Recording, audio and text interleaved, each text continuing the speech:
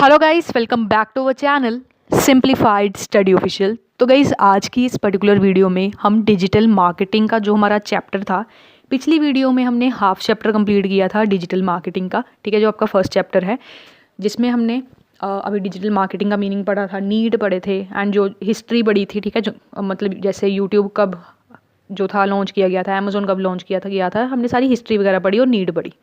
आज की इस वीडियो में जो बाकी इंपॉर्टेंट टॉपिक्स हैं वो हम पढ़ने वाले हैं।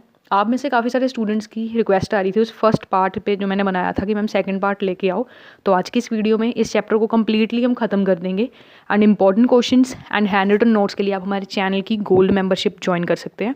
तो गाइस स्टार्ट करते हैं। सबसे पहले हम पढ़ने वाले हैं importance of digital marketing. First है रिड्यूसिंग कॉस्ट। तो डिजिटल मार्केटिंग मैंने आपको बताया था क्या होता है फर्स्ट पार्ट वाली वीडियो में, अगर वो वीडियो नहीं देखी तो लिंक डिस्क्रिप्शन में है और डिजिटल मार्केटिंग की फुल प्लेलिस्ट का लिंक आपको डिस्क्रिप्शन में मिल जाएगा। तो स्टार्ट करते हैं।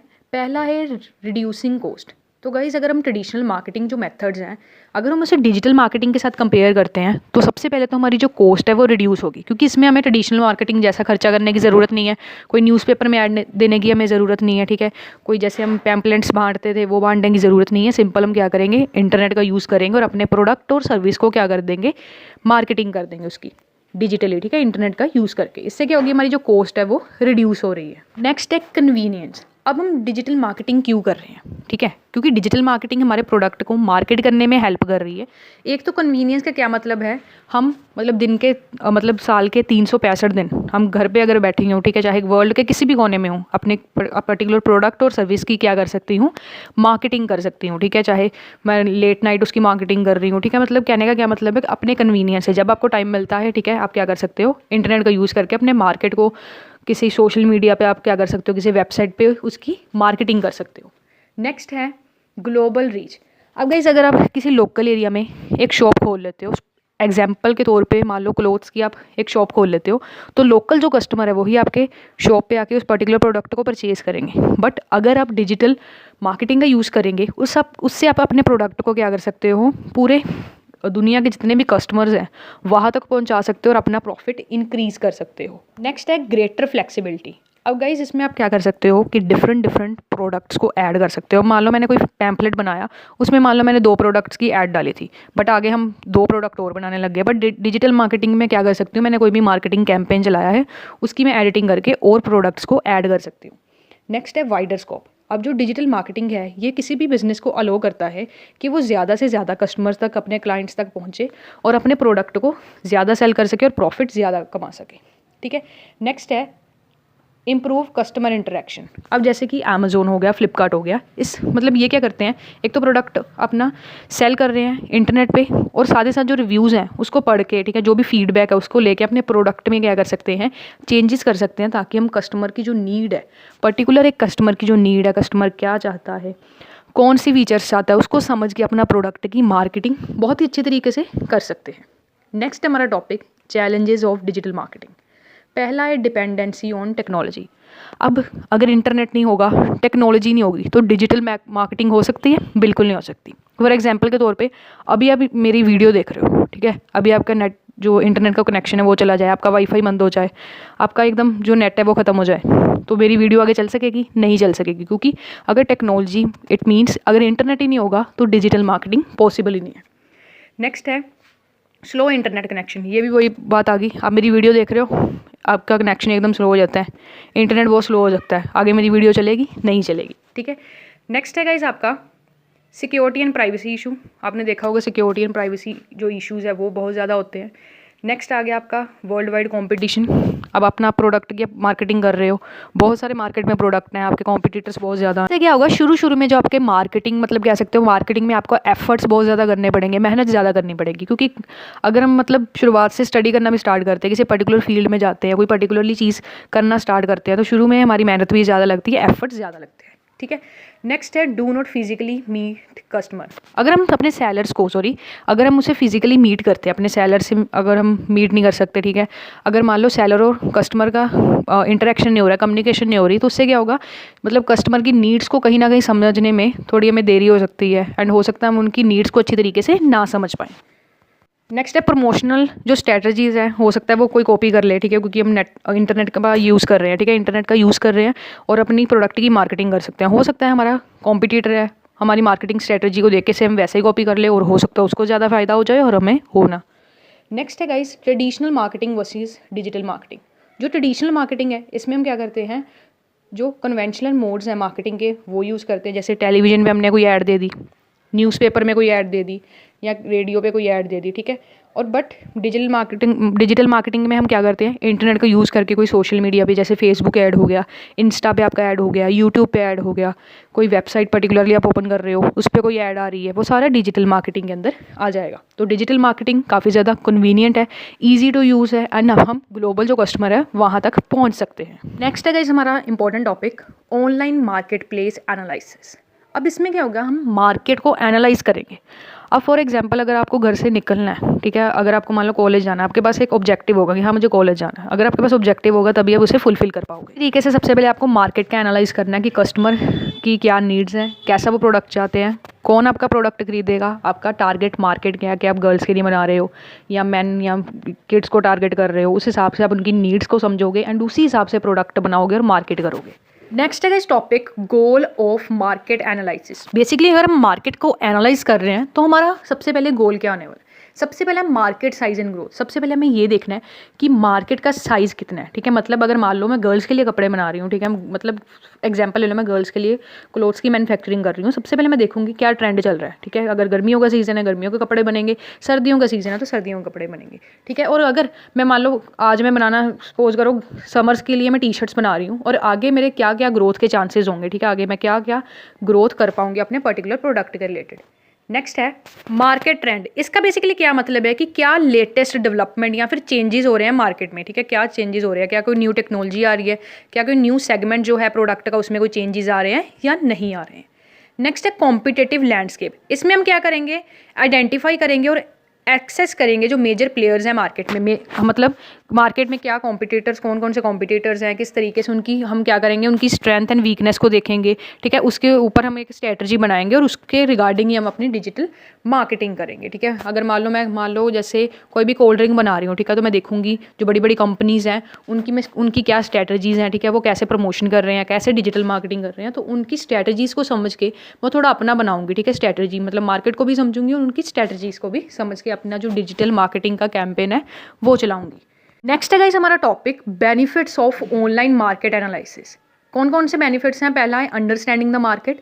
इसमें सबसे पहले हम मार्केट को अच्छे तरीके से समझ पाएंगे। दूसरा, हम जो कस्टमर की नीड्स हैं उनको अच्छे तरीके से समझ पाएंगे, क्योंकि अगर हम मार्केट का एनालाइसिस उसको अच्छी तरीके से समझेंगे तभी हम अपना प्रोडक्ट भी उस तरीके का बना पाएंगे और मार्केटिंग भी उसी अकॉर्डिंग करेंगे। उसके बाद हम मार्केट के ट्रेंड को हम अच्छे तरीके से आइडेंटिफाई कर सकते हैं। अपनी जो मार्केटिंग स्ट्रेटजी है, मान लो मेरी मार्केटिंग स्ट्रेटजी ना मार्केट से एकदम अलग चल रही थी, बट अभी मैंने क्या किया, मार्केट एनालिसिस किया, मुझे पता चल गया कॉम्पिटिटर क्या कर रहा है, मार्केट में क्या क्या ट्रेंड्स चल रहे हैं, ठीक है, कस्टमर क्या चाहता है, तो उसी अकॉर्डिंग मैं मार्केटिंग करूँगी, ठीक है। नेक्स्ट है डिस्कवर अपॉर्चुनिटीज़। इससे मुझे न्यू अपॉर्चुनिटीज़ जो हैं अपने बिजनेस के लिए वो पता चलेंगी और उसमें मैं वर्क अच्छे तरीके से कर पाऊँगी, ठीक है, एंड प्रोडक्ट अपना अच्छा बना पाऊँगी। नेक्स्ट है ऑनलाइन माइक्रो इन्वायरमेंट। इसमें दो इन्वायरमेंट्स होते हैं, एक मैक्रो और माइक्रो। सबसे पहले हम पढ़ेंगे माइक्रो। माइक्रो में आपको क्या याद रखना है, आई से याद रखना है इंटरनल फैक्टर्स। तो गाइस ऑनलाइन माइक्रो इन्वायरमेंट में वो इंटरनल फैक्टर्स आते हैं जो मार्केट प्लेस की परफॉर्मेंस को अफेक्ट करते हैं। इस फैक्टर्स में buyers, sellers, competitor, products, pricing, technology, ठीक है, गवर्नमेंट की रूल्स एंड रेगुलेशन जो हैं वो सारे इसमें आ जाएंगे, ठीक है। गाइस हम पढ़ेंगे माइक्रो इन्वायरमेंट के कंपोनेंट्स। पहला है कस्टमर। कस्टमर जो है ये critical and most important component है माइक्रो इन्वायरमेंट का, क्योंकि ये वो पर्सन है जो किसी भी प्रोडक्ट की डिमांड को ड्राइव करता है, ठीक है, किसी भी प्लेटफॉर्म पे। तो इसमें हम क्या करेंगे, बायर्स की नीड्स के अकॉर्डिंग ही हमें मार्केटिंग करनी है। जैसे हमने पहले से शुरू से ये बात कर रहे हैं, क्योंकि मार्केटिंग जो है वो किसी प्रोडक्ट कस्टमर की पहले नीड्स को समझेंगे कि वो क्या चाहता है, कौन से फीचर्स चाहता है, उसी हिसाब से हम जो ऐड वगैरह दे रहे हैं, ठीक है, कोई भी मार्केटिंग पॉलिसीज़ हैं, कैंपेन्स हैं मार्केटिंग के, वो कस्टमर के एज़ पर द कस्टमर ही हमें बनाने हैं। नेक्स्ट है गाइस सप्लायर। सप्लायर एक अनदर की कंपोनेंट है माइक्रो इन्वायरमेंट का, क्योंकि ये जो बेसिकली कंपनीज हो गई, ठीक है, या इंडिविजुअल्स हो गए, वो अपने प्रोडक्ट्स हैं जो कहाँ पे सेल करते हैं, मार्केट प्लेस पे सेल करते हैं, सप्लायर्स को आगे सप्लाई करते हैं ताकि मतलब उनको क्या करना है, मार्केटिंग इस तरीके से करनी है ताकि उनकी रेपुटेशन, प्राइसिंग स्ट्रेटजीज भी एक तरह अच्छी हो, ठीक है। प्रोडक्ट की ऑफरिंग जो है हम किसको करते हैं, सप्लायर्स को ही करते हैं, ठीक है। अगर ऑनलाइन बुक स्टोर है तो जो सप्लायर है वो एक बुक पब्लिशर भी होगा और डिस्ट्रीब्यूटर भी होगा। नेक्स्ट है प्राइसिंग। प्राइसिंग एक मोस्ट कह सकते हो क्रिटिकल फैक्टर है जो माइक्रो इन्वायरमेंट को इफेक्ट करता है। अगर मान लो मैं सेल कर रही हूँ, कोल्ड ड्रिंक सेल कर रही हूँ, ठीक है। अगर मान लो मेरे कॉम्पिटिटर ने मान लो आधे लीटर की जो बोतल आती है उसका प्राइस अगर मान लो 30 रुपीज़ रखा है और अगर मैं 35 रख देती हूँ, 40 रख देती हूँ, तो उससे क्या होगा, मेरी डिमांड एकदम कम चले जाएगी उस पर्टिकुलर प्रोडक्ट की और लोग ज़्यादा भागेंगे क्योंकि वो पहले से ही एक वेल नोन कंपनी है, ठीक है। मेरी न्यू कंपनी है तो मुझे क्या करना है, प्राइसिंग स्ट्रैटेजी, प्राइसिंग जो है प्रोडक्ट की वो बहुत अच्छे तरीके से सभी फैक्टर्स को, मार्केट को एनालाइज करके रखने, क्योंकि एक प्राइसिंग ही होती है एक मतलब जिस प्रोडक्ट को अगर हम खरीदते हैं, ठीक है, उसकी अगर हम प्राइसिंग अच्छे तरीके से सेट करेंगे ना तो हमारे जो प्रोडक्ट के कह सकते हो सेल होने के चांसेस हैं वो ज़्यादा होते हैं। नेक्स्ट है टेक्नोलॉजी। कौन सी टेक्नोलॉजी से हम अपने जो प्रोडक्ट को बना रहे हैं, ठीक है, मैन्युफैक्चर कर रहे हैं, कौन सी टेक्नोलॉजी का यूज़ कर रहे हैं, कौन से सोशल मीडिया या कौन सी वेबसाइट का यूज़ कर रहे हैं अपने प्रोडक्ट की मार्केटिंग के लिए, ठीक है, कि कौन से कैंपेन चला रहे हैं, कहाँ कहाँ चला रहे हैं, ठीक है। गवर्नमेंट की रेगुलेशंस जो हैं, गवर्नमेंट के रूल्स हैं, उसका भी काफ़ी ज़्यादा इफेक्ट पड़ता है हमारे बिजनेसेस पे, ठीक है। जो रेगुलेशंस को हमें उनकी कह सकते हो रूल्स को हमें मानना पड़ता है, उसी हिसाब से हमें अपनी मार्केटिंग की पॉलिसीज़ बनानी पड़ती हैं। नेक्स्ट है ऑनलाइन मैक्रो एनवायरनमेंट, ठीक है। मैक्रो में आपको याद रखना है, मैक्रो में याद रखना है एग्रीगेट से, मतलब मैक्रो, ऑनलाइन मैक्रो एनवायरनमेंट का क्या मतलब है, ये वो एक्सटर्नल फैक्टर्स हैं जो किसी भी मार्केट प्लेस की जो परफॉर्मेंस है उसे इफेक्ट करते हैं। माइक्रो में क्या था, इंटरनल फैक्टर्स थे, बट मैक्रो में क्या है, एक्सटर्नल फैक्टर्स है। इसमें आपका इकोनॉमिक आ जाता है, टेक्नोलॉजिकल, पॉलिटिकल चेंज हो गया, कोई लीगल चेंज हो गया, सोशल फैक्टर्स हो गए, ठीक है। जैसे कस्टमर का बिहेवियर चेंज हो रहा है, ठीक है, कोई न्यू टेक्नोलॉजी आ रही है, ठीक है, गवर्नमेंट की कोई ऐसी रूल्स एंड रेगुलेशंस आ रहे हैं, ठीक है, गवर्नमेंट की कोई पॉलिसी आ रही है, ये सारा आपका किसके अंदर आ जाएगा, मैक्रो इन्वायरमेंट के अंदर आ जाएगा। कि मतलब आपकी कंपनी के अलावा, ठीक है, आपकी कंपनी से रिलेट नहीं कर रहा, ठीक है। कस्टमर मान लो पहले कुछ और प्रोडक्ट को पसंद कर रहा था, ठीक है, या फिर कोई और कह सकते हो प्रोडक्ट को परचेज़ कर रहा था, बट अब क्या हो गया, कोई ऐसा न्यू प्रोडक्ट आ गया, ठीक है, या फिर मान लो गवर्नमेंट ने कोई पॉलिसीज़ ऐसी चेंज कर दी, कोई पॉलिटिकल फैक्टर्स के कारण आपके मार्केट प्लेस पे इफेक्ट पड़ रहा है, तो वो क्या हो जाएंगे, आपका मैक्रो इन्वायरमेंट हो जाएगा, ऑनलाइन मैक्रो फैक्टर्स हो जाएंगे।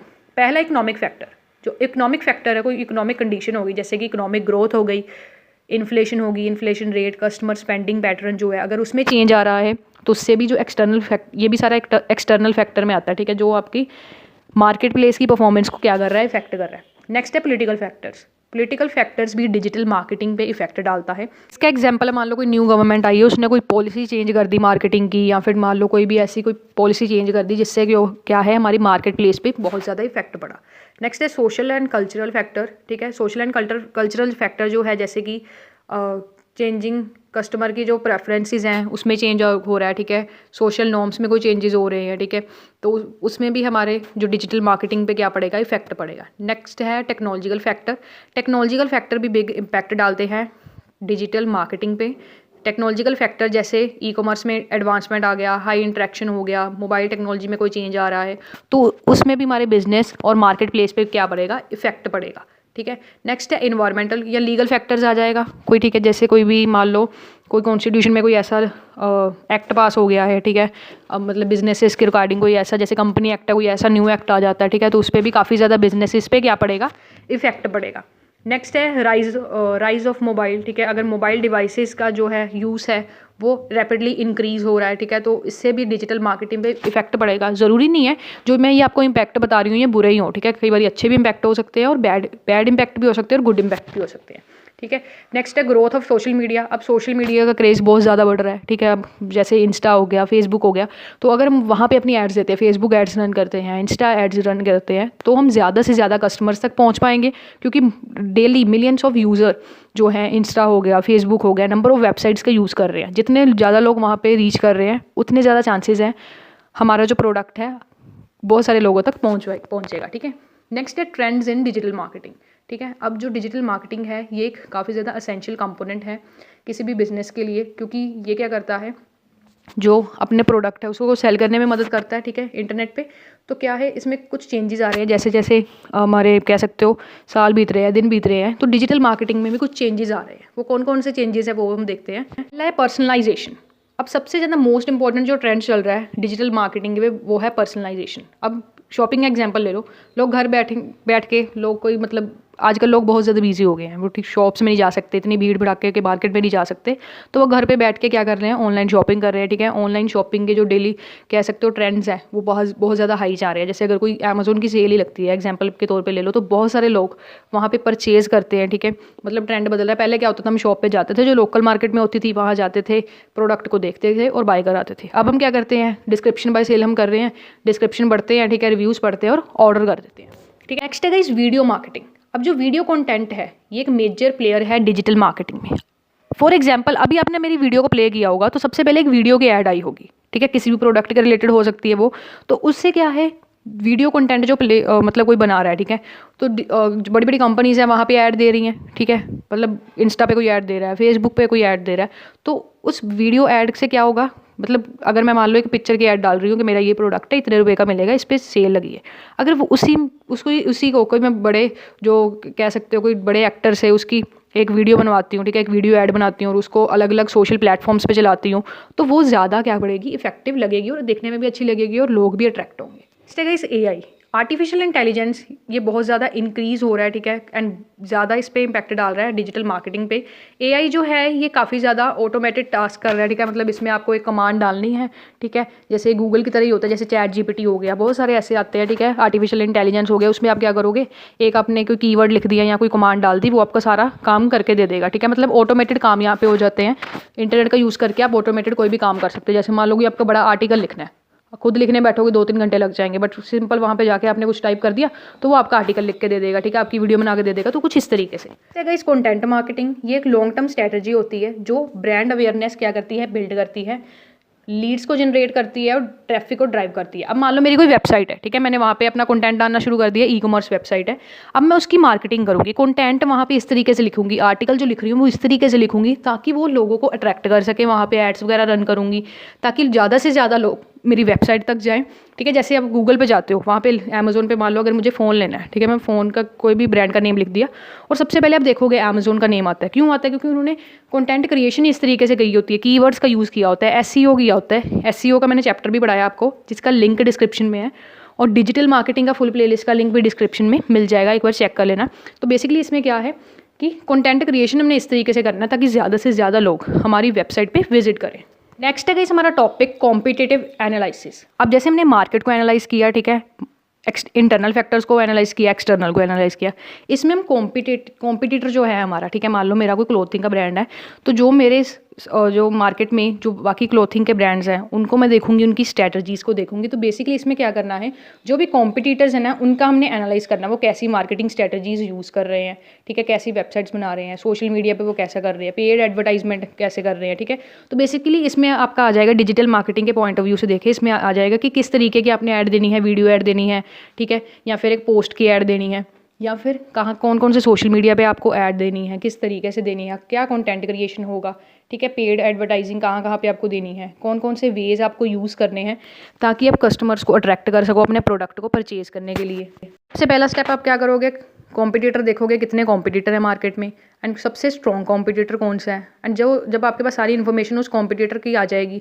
उसकी स्ट्रेंथ एंड वीकनेस की आ जाएगी, तो उसके हेल्प से आप क्या करोगे, अपनी स्ट्रैटेजीज़ को बनाओगे। जो उनकी वीकनेस है आप कोशिश करोगे उनकी वीकनेस को अपना स्ट्रेंथ बनाओगे, जो उनका माइनस पॉइंट है उसको अपना प्लस पॉइंट बनाओगे। उससे क्या होगा, लोग आपका प्रोडक्ट ज़्यादा खरीदेंगे। ठीक है, जो भी उनकी वीकनेस है, अगर उनकी वीकनेस आप सारी दूर करोगे, ठीक है, जो भी उनके नेगेटिव पॉइंट्स है अगर उसको आप पॉजिटिव पॉइंट में बदल दोगे ना, तो आपकी डिजिटल मार्केटिंग एकदम बढ़िया चलेगी। ठीक है, तो गाइस कॉम्पिटिटिव एनालिसिस बहुत ज़्यादा इंपॉर्टेंट रोल प्ले करती है जब भी आप डिजिटल मार्केटिंग की स्ट्रैटेजी बना रहे हो, क्योंकि डिजिटल मार्केटिंग कर रहे हो ना, ऐसे ही करने नहीं बैठ जाओगे। सबसे पहले तो आपके पास प्रोडक्ट होगा, कस्टमर की नीड को देखोगे, मार्केट को देखोगे, इंटरनल और एक्सटर्नल फैक्टर देखोगे कौन से इन्फ्लुएंस कर रहे हैं, उसके बाद कॉम्पिटिटर को देखोगे। इन सभी चीज़ों को देखने के बाद एक डिजिटल मार्केटिंग की स्ट्रैटेजी बनाओगे, और जब ये जो आपने ये कहानी सारी स्टोरी बनाई है ना स्ट्रैटेजी की, उसको इम्प्लीमेंट करोगे। इम्प्लीमेंट इस तरीके से करोगे ना ताकि वो आपको बेटर कह सकते हो रिजल्ट दे सके। ठीक है, डिजिटल मार्केटिंग जितने लोगों तक आपका प्रोडक्ट पहुंचेगा उतने ज़्यादा चांसेस हैं आपका प्रोडक्ट सेल होगा तो कॉस्ट कवर होगी, कॉस्ट कवर होगी तो आपका प्रॉफिट होगा, ठीक है। प्रॉफिट हो गई तो आपकी जो कंपनी की ग्रोथ है वो होगी, ठीक है। तो ये था आपका फर्स्ट चैप्टर, ये मैंने कंप्लीट कर दिया। आप सभी के बहुत सारे कमेंट्स आ रहे थे कि मैम पार्ट सेकंड अपलोड कब करोगे, तो मैंने अपलोड कर दिया। सेकंड चैप्टर भी मैंने अपलोड किया है, ठीक है, SEO सर्च इंजन ऑप्टिमाइजेशन, जिसका लिंक डिस्क्रिप्शन में है।